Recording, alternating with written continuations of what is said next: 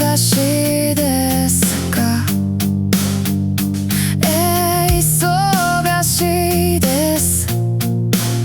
月曜日は仕事です。火曜日も働きます。そうですか。水曜日はどうですか？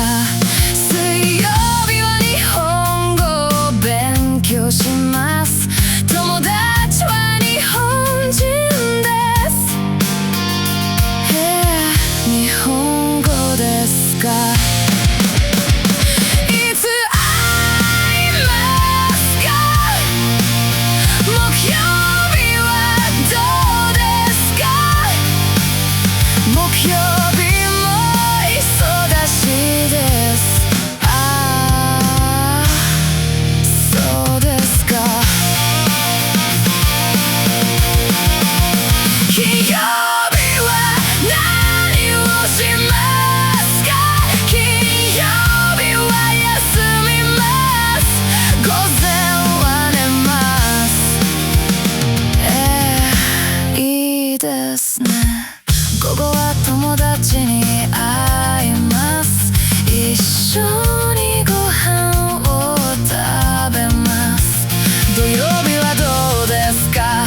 土曜日は出かけます。私も出かけます。日曜日は何をしますか？